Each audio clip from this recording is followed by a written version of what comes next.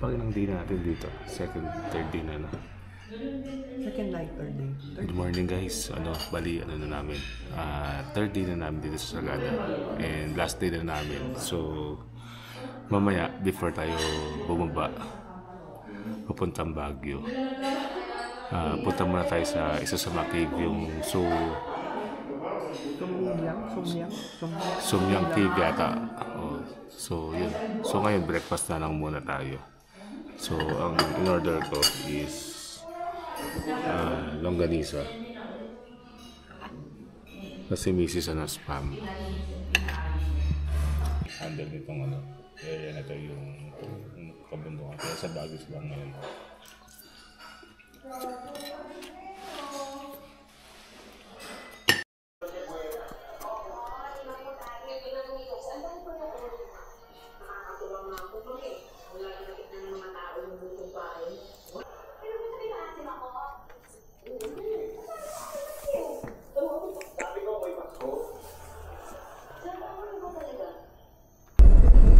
Doggy, bye!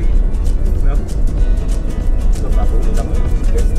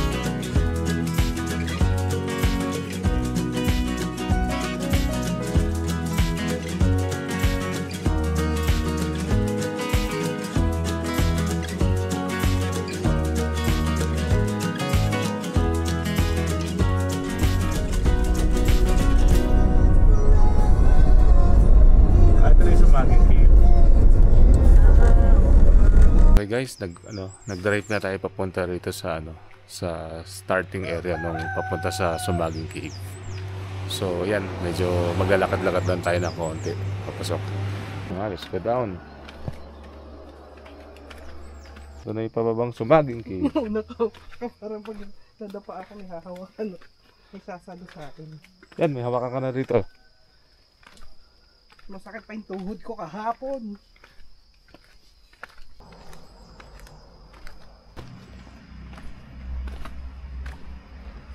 So ito na yung bungad ng cave.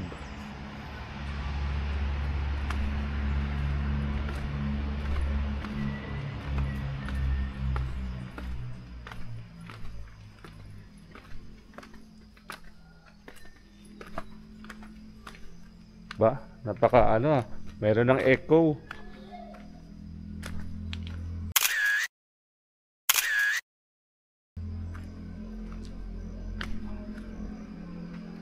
Sumaging Cave. Sumaging Cave. Pangatlo tayo siguro. Talaga? Ang aga naman. Tayo lang. Ba, yun, may paniki na, oh. So, isipin, pag Sabado linggo rito, napakaraming tao, no? Sabado, yes, linggo.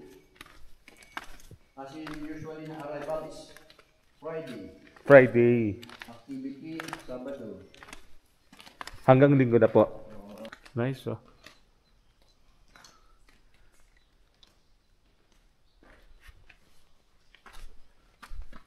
So, ito yung sinasabi niyo na may tagusan, no? Sa kabila. Sa kabila. So, pero pag yung kukunin mo yung tour na yun na may tagusan, doon ka sa magsisimula sa kabila. Oo, dito ang exit. Itong exit.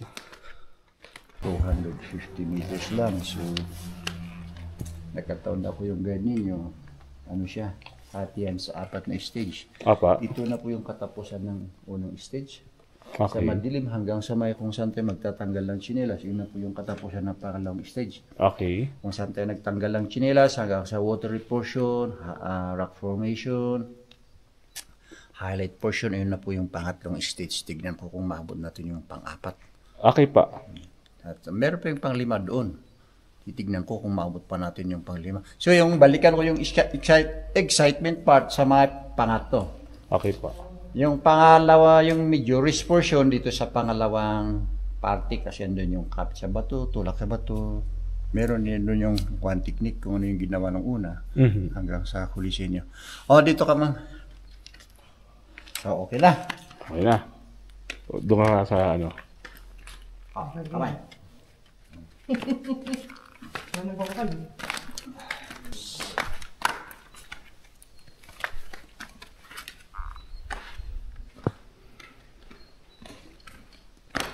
Laki ng kuweba, no?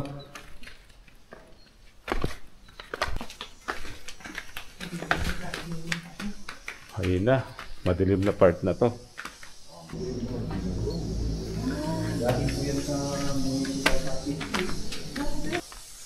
Lawak, oh. Dahan-dahan sa tapak na niya. Tambanganin ka, upo ka na lang. Sandal ka na sa bato. Kapit-kapit ka na. Masipti ka man sa may bato.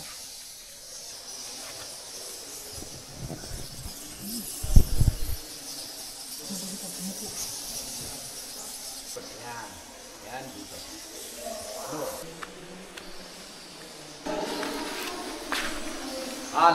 Tingin tayo dito. Mas dito di mahirap. Okay. Nakita natin ito na. So, bali ito po yung lagusan. Lagusan. Yes.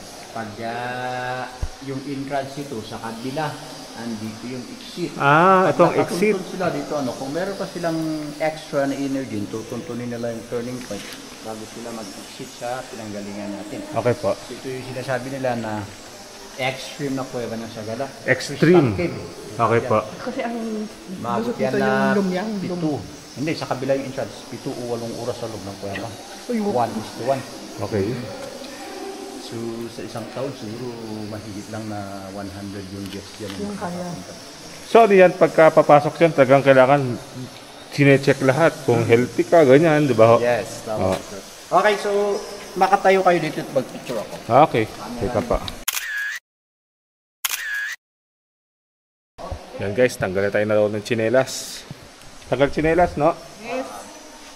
Babalikan natin yan mamaya kasi disimuy tayo. Tawagin niyo kuya dito? Plato. Plato. Kanya-kanyang tawag eh. Na araw-araw sinuhugasan ni Mrs. Galing. Bigla ng ano. Dito kayo sa right side, dadaan. Daluyan ng tubig. Oo, wala ka na. Yes, oh, may tubig, ano. Pwede palang bumabad dyan, ano po? Pwede po. Binabasa nyo para mas magaspang. Okay. Ang dahan.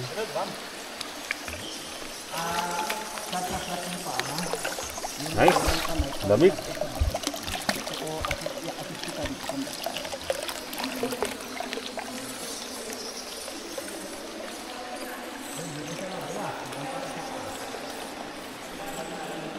Parang kumikinang yung ano, no? Yung bato.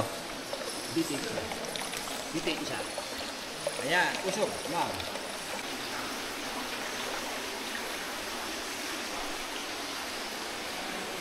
Right.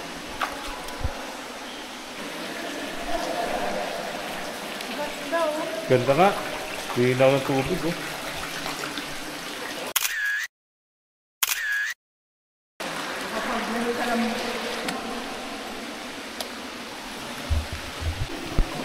Oops. Next, sir. Turtle. Yun yung ulo ng turtle. Nakatago pa siya. Nice, no? May naliligo dito. O pinagbabawal lang. Oh, linaw, no? Ang daming dito yung turtle. Papa. Ito yung pumpkin. Para siyang Pumpkin ito nga. buntot ng turtle. Nandun sa dulo. Langgay, sa king. Oh, okay. Sa taas na king. Ito naman by king.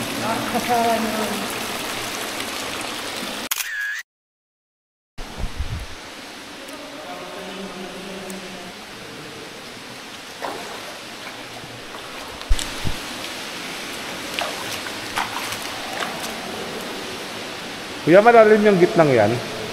Malalim ito. Pag nahulog ka dyan, 20 feet. ilang deep? May lumangoy na rito na guess yung mga Coast Guard. Oho. Tapos lumabas sila doon. Meron din yung pastor lumabas sila. Nagtakot sila ng pond. Kinuha. Ayos Ayos sa challenge yan, oh.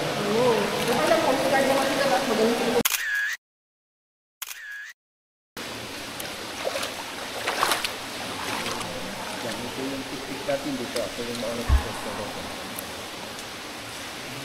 Nako po.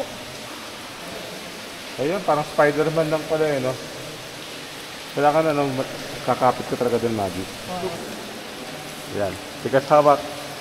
Kapit yung paa, Maggie. Hod. Dito siya lang. Digit ko yung paa mo. Okay. Ito hod. Yan. Dito sa paa. Hawak dito.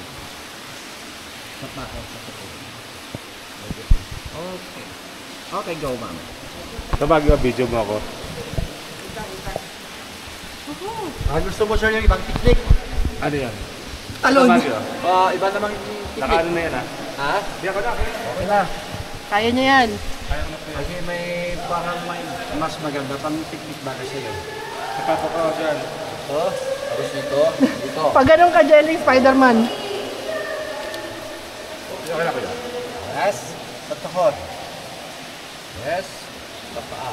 Ito sa kuko. Okay. Pag sa kuko kasi ba ito? Dapat na naman.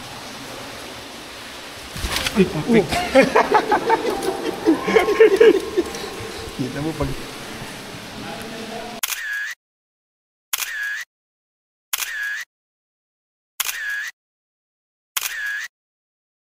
Umpisa doon hanggang doon. Ang tawag dito yung King's 13.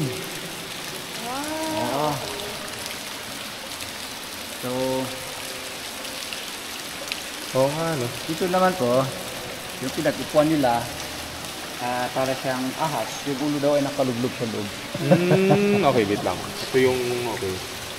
Yung ahas. Tapos yung ulo yun, Nakalulog sa ilalim. kortina. Oo nga, no? Ang galing. So ano, gusto niyo sa may... So yan, kuya? Pangalong stage na po yan?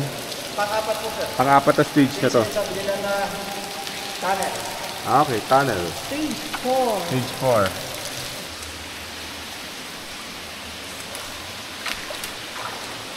Ingat ha. Kapit-kapit. Tandaan.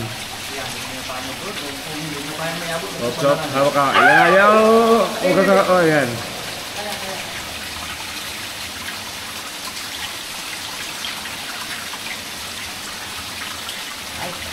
Yung braso ididikit sa ibabaw ng bato na yon. Then mauna po yung right foot. Nag-get din nyo. Okay. Ako yung muna. Medyo hindi na-gets pero papanoorin na namin kayo. Pakanan, Yung braso ano, ididikit natin sa ibabaw ng bato na yon. And then mauna po yung right foot. Ah, yes. Dahan-dahan and sunod yung left foot. Okay, magkakasunod tayo.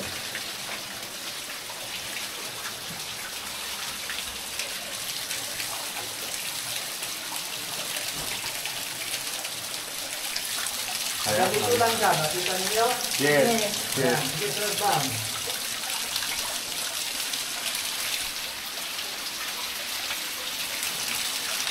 Yan.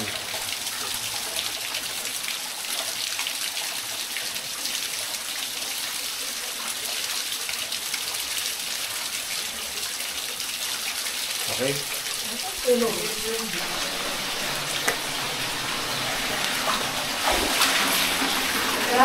Okay lang.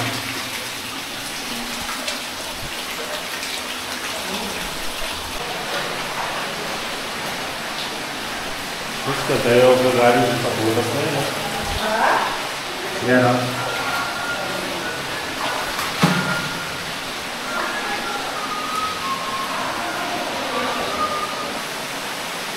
Tignan mo natin sa baba.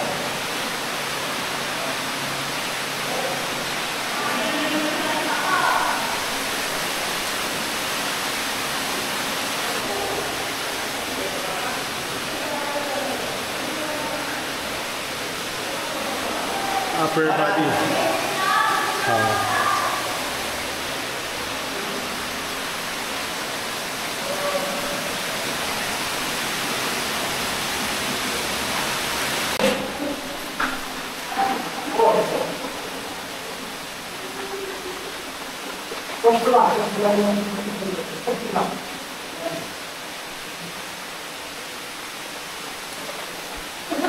Kaya kahit anong mangyari, huwag naman tayo magiging tali ano.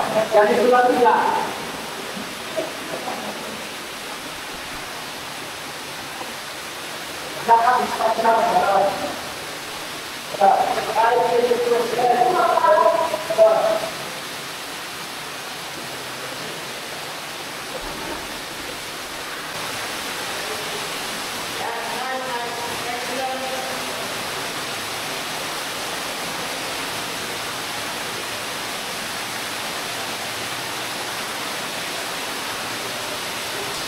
Oh, kapit, kapit, kapit.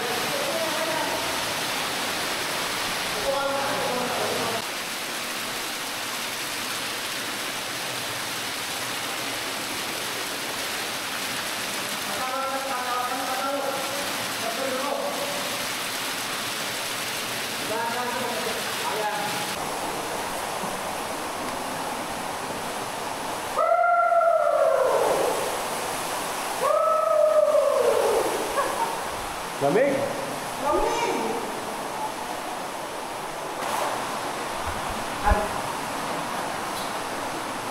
Lamig.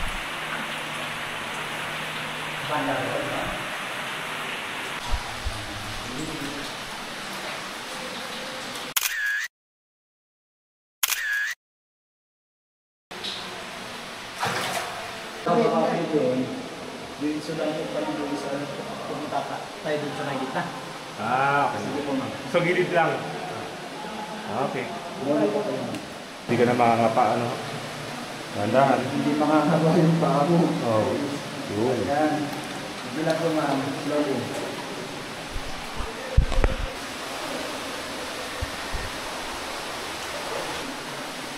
Parang may chip yata kayo ah. Ay, mga ano tayo dito, mga puzzles. Ito.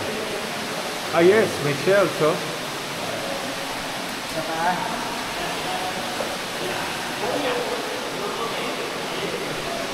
ito pinagtatanggal. Ba't tinatanggal sila?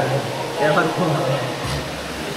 Pero coral siya no? Ibig sabihin, ano ba nasa ilalim ng dagat mo? Yes. A million years ago.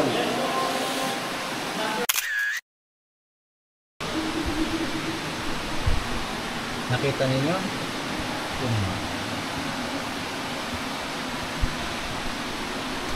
Ano meron? Ay, oo nga no. Ano yun? Ganun din eh. Puwet. Butas ng puwet. O ano? Parang ketyas din ulit. Pinagpipura nila ano. Ito yung sinasabi na kalahati ng bunga ng buhaya. Ah, ayaw nga. Tama nga yan oh. Ito naman po yung mga rice terraces. Rice terraces. Okay. Nice.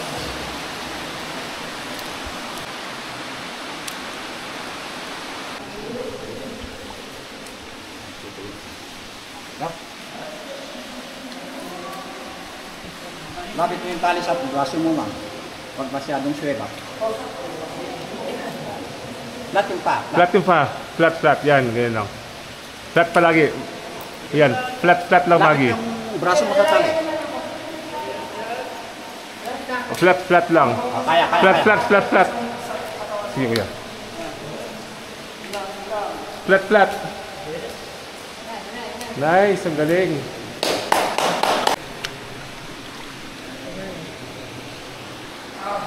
Talangkang nabubuhay sa dilim. Yes. Tapos, nandito na tayo sa ano. Labas. Ayos. May certificate mo ba? Ayan o. Nandito tayo sa ano, labasan. Yan ay liwanag ng araw. Yan. Parang, Okay. parang sa'yo bumaba. Yan guys, nakalabas na tayo dito sa Sumaling Cave. Napakagandang experience.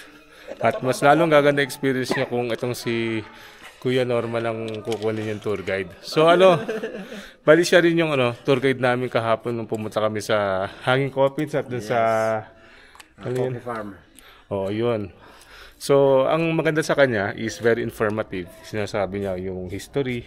Tapos, pag magtanong kayo, sinasagot niya ng kung ano yung sa kaalaman niya. Kasi dito sa Sumaling Cave, lahat ng mga hindi nakikita ng imahinasyon natin, papakita niya. Kasi ang kagandahan dito, pakiramdam ko, dating photographer to eh. Hindi, magaling siya kumuha ng picture. So, kung gusto niyo ng medyo maganda talaga na litrato, yan. Suggest ko si Kuya Norman. Ilalagay ko na lang yung number niya rito sa baba. At bahala na kayo, pagka umakit kayo rito, diretso niyo nang kontakin siya para makapag-arrange kayo ng tour sa kanya. So, yun guys, ito, nasa liwanag na kami at malayo na tayo sa kadiliman.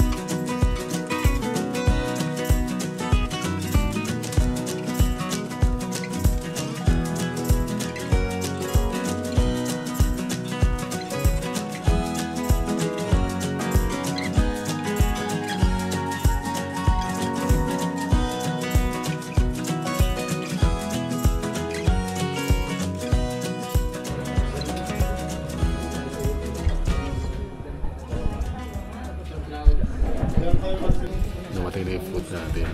Tayo sa isang wow.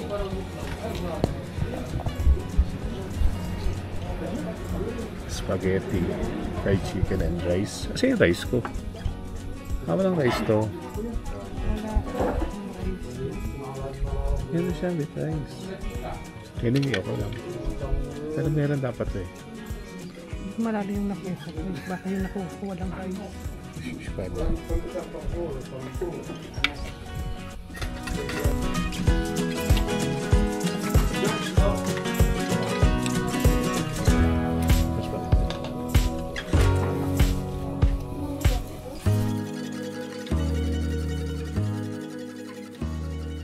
Okay guys, kakatapos lang natin kumain sa isang wow, yung baliktad na bahay. So, masarap yung food na in-order namin, yung fried chicken, pati yung spaghetti. Yung spaghetti masarap, parang ano yung mga party spaghetti. So, medyo sa matamis side siya. Tapos, ang pinakamaganda kasi dito, habang kumakain ka, maganda yung view mo. So, yun, kung pupunta kayo dito, pinakamagandang oras is yung yung sobrang aga, yung tamang early breakfast para makita niyo yung sea of clouds. So, yun. From here, dediretso na tayo ng Baguio.